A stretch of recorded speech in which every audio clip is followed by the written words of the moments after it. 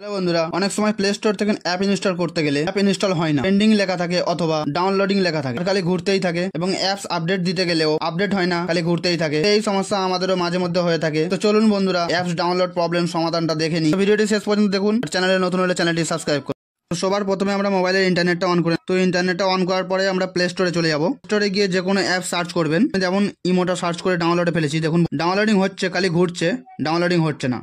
এই সেটিংসটি সবার প্রায় হয়ে থাকে। তো এই সেটিংসটি করার জন্য সিম্পলি উপরে যে দেখতে পাচ্ছেন প্রোফাইলের চিহ্ন আছে, সিম্পলি এখানে ট্যাপ করবেন। ট্যাপ করার পরে নিচে যে সেটিংস বলা অপশনটা দেখতে পাচ্ছেন, সিম্পলি এখানে ট্যাপ করবেন। ট্যাপ করার পরে নেটওয়ার্ক পারফরমেন্স বলে যে অপশনটা দেখতে পাচ্ছেন, সিম্পলি এখানে ট্যাপ করবেন। করার পরে অ্যাপ ডাউনলোড পারফরমেন্স যে অপশনটা আছে, সিম্পলি এখানে ট্যাপ করবেন। তারপরে আপনার যদি এখানে অপশনটা এরকম হয়ে থাকে, ওভার ওয়াইফাই অনলি বা আস্ক মি এভরি টাইম থাকে, তো সিম্পলি আপনি উপরের অপশনটা সিলেক্ট করুন, ওভার এনি নেটওয়ার্ক। তারপর ওকেতে ট্যাপ করে দেবেন। তারপরে নিচে যে দেখতে পাচ্ছেন অটো আপডেট, সিম্পলি এখানে ট্যাপ করবেন। তারপরে এখানে যদি আপনার কোনো অপশন অন থাকে, তাহলে আপনি don't auto update apps select করে দেবেন।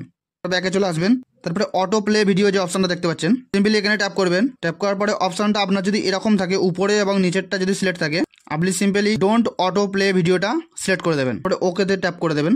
তো হয়ে গেলে প্লে স্টোর থেকে বার হয়ে যাবেন।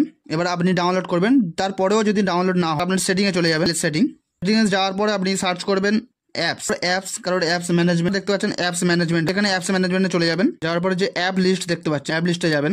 যাওয়ার পরে এখানে সার্চ করবেন গুগল প্লে স্টোর। দেখতে পাচ্ছেন গুগল প্লে স্টোর চলে এসছে। গুগল প্লে স্টোরে সিম্পলি ট্যাপ করবেন। করার পরে স্টোরেজ বা কেচ বলে যে অপশনটা আছে দেখতে পাচ্ছেন, ট্যাপ করে ক্লিয়ার কেচ করবেন আগে, তারপরে ক্লিয়ার স্টোরেজ, তারপর ডিলিট। তো কমপ্লিট হয়ে গেল। তো এরকমভাবে হয়ে যাওয়ার পরে আপনি সিম্পলি মোবাইলটা চেপে ধরবেন। ধরার পরে যে রিস্টার্ট বলে যে অপশনটা আছে, আপনি একবার রিস্টার্ট করে নেবেন মোবাইল। রিস্টার্ট করে আপনি চালু করবেন। চালু করার পরে দেখবেন আপনার অ্যাপস ডাউনলোড হতে শুরু হয়ে গেছে। দেখি আমার হয়েছে কি ডাউনলোড। তো আমি ডাউনলোডে ফেলেছি।